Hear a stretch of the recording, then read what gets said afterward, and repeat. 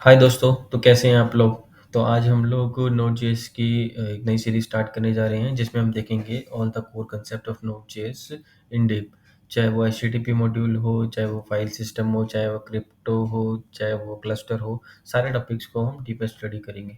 तो चलिए स्टार्ट करते हैं आज का पहला टॉपिक जिसमें हम देखेंगे व्हाट इज़ नोड.जेएस।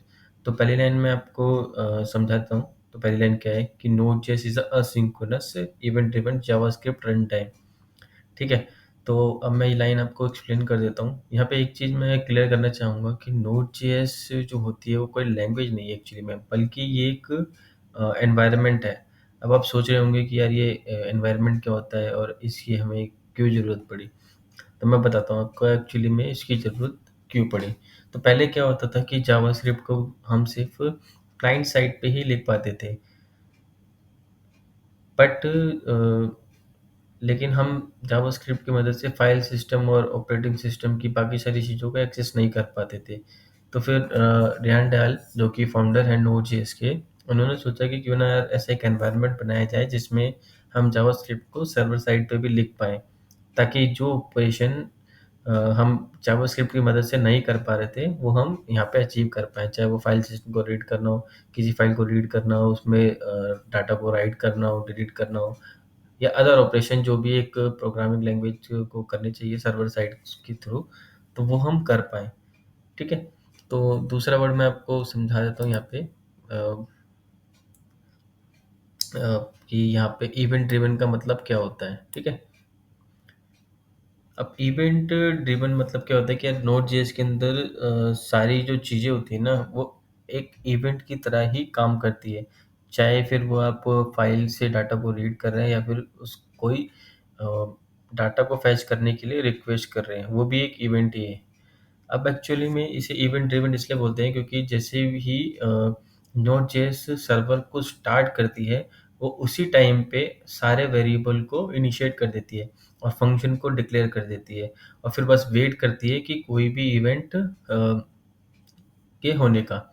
ओके, तो इस बात को मैं एक आपको एग्जांपल समझाता हूँ कि फॉर एग्जांपल कि यार एक बंदा है, ठीक है? अब मेरे घर के सामने से एक लाल रंग की टी-शर्ट पहना हुआ बंदा सामने से निकले तो मुझे यार पता चल जाए। अब इसके लिए या तो मैं क्या कर सकता हूँ कि यार मैं खुद पूरे दिन खड़ा हो जाऊँ वहाँ पे गेट पे और देखता रहूँ, या फिर मैं अपने अदर काम कर लूँ और किसी एक अदर पर्सन को गेट पे खड़ा कर दूँ और उसको बोल दूँ कि जैसे ही कोई लाल रंग की टी-शर्ट का बंदा तुम्हारा को दिखे, सामने से निकलता हो, तो तुम मुझे इन्फॉर्म कर देना। तो इससे क्या हो गया कि मुझे इन्फॉर्म करना, एक उस लाल रंग के कपड़े के बंदे को देखना, उसके लिए एक इवेंट हो गया।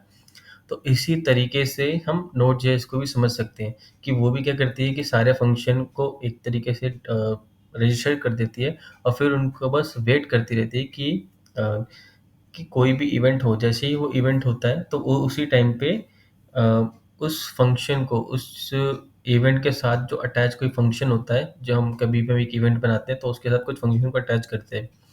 तो हम जैसे ही वो इवेंट इकर होता है तो वो वाला फंक्शन को रन कर दे सिंपली। इसका इतना ही काम होता है। ठीक है? अब नेक्स्ट वर्ड मैं आपको समझा देता हूँ, असिंक्रोनस का मतलब क्या होता है। ठीक है? अब इसका मतलब होता है कि यार पैरेलली एक टाइम पर एक से ज़्यादा काम करना सिंपली। फॉर एग्जांपल मान लीजिए आप यार कुकिंग कर रहे हैं और आप सब्जी भी काट रहे हैं उस टाइम पे और चाय भी बना रहे हैं और आपकी कॉल आ गई तो आप एक मोबाइल पे बात भी कर रहे हैं। तो ये सारे काम आप एक ही टाइम पे कर रहे हैं असिंक्रोनसली। इसी को हम असिंक्रोनसली कहते हैं काम करने को। अब इसी का अपोजिट ले लेते हैं कि यार पहले मैंने सब्जी काटी, सब्जी जब मेरी कट गई तो उसके बाद मैंने चाय बनाई और जब चाय मेरी बन गई तो उसके बाद मैंने फ़ोन पे बात करी। तो मतलब कि एक टाइम एक टास्क जब तक मेरा खत्म नहीं हुआ, तब तक मैंने दूसरे टास्क को स्टार्ट नहीं किया। ठीक है? तो इसी को ही इसको हम सिंक्रोनस कहते हैं। बट नोट.जेएस बाय डिफ़ॉल्टली असिंक्रोनस चलती है, तो हम और इसको असिंक्रोनसली ही काम करवाना भी चाहिए। कुछ लोग इसको सिंक्रोनसली यूज़ करते हैं, बट यार मैं प्रेफ़र नहीं करता कि यार तुम ज़्यादा से ज़्यादा चीज़ें नोड.जेएस के अंदर सिंक्रोनसली यूज़ करो। ठीक है? तो अब नेक्स्ट लाइन देखते हैं, नेक्स्ट लाइन क्या है इसके अंदर। ओके, कि Node JS based on today's more common concurrency model. Concurrency model क्या होता है कि जैसे कि मान लीजिए कि अब कई सारी लैंग्वेज होती है जिसमें ओएस थ्रेड होते हैं, एम्प्लॉयड होते हैं जो काम करने के लिए। बट जो थ्रेड बेस्ड नेटवर्किंग होती है ना, वो थोड़ी-सी स्लो होती है और डिफ़िकल्ट भी होता है उनको यूज़ करना। बट नोड जेएस फ्री होती है और इस प्रोसेस को डेडलॉक करने से, क्योंकि इसमें लॉक्स होते ही नहीं है। किसी भी अब जैसे कि अदर लैंग्वेज होती है, वो किसी भी चीज़ को रीड करने के लिए, जैसे कि मान लीजिए वो फ़ाइल के डाटा को रीड करना चाहती है, कोई अदर प्रोग्रामिंग लैंग्वेज। बट तो क्या करेगी वो, सबसे पहले उस फ़ाइल के ऊपर एक लॉक लेती है वो, कि यार मुझे इस फ़ाइल में अगर कुछ डाटा राइट करना है अगर, तो मेरे को पहले लॉक लेना पड़ेगा। तो अगर किस तब तक उसका काम, उस रिक्वेस्ट के थ्रेड का काम पूरा नहीं हो जाता, तब तक वो उस लॉक को फ्री नहीं करेगी और अदर जो रिक्वेस्ट होगी उसको वेट करना पड़ेगा, ठीक है? बट नोड.जेएस ऐसी नहीं होती है, उसमें एक सिंगल थ्रेड ही होता है और इसीलिए वो उसके अंदर प्रोसेस डेडलॉक भी नहीं होते हैं।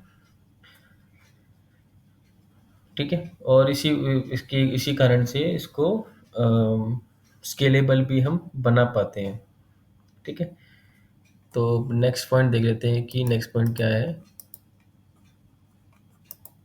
Node JS is free. ये तो इसका सबसे पावरफुल पॉइंट है कि नोड जेएस फ्री होती है।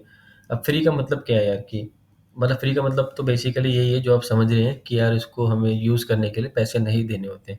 एक और चीज़ होती है फ्री का मतलब में, कि यार इसका जो सोर्स कोड होता है ना, वो ओपनली अवेलेबल होता है हर एक उसकी साइट पे, ऑफिशियल साइट पे। तो अब कोई भी इसका कोड देख सकता है और अगर उसको उसमें कुछ दिक्कत लगती है तो वो एक रिक्वेस्ट भी डाल सकता है कि यार आपके कोड में ये दिक्कत है, इसको ठीक कर लीजिए आप।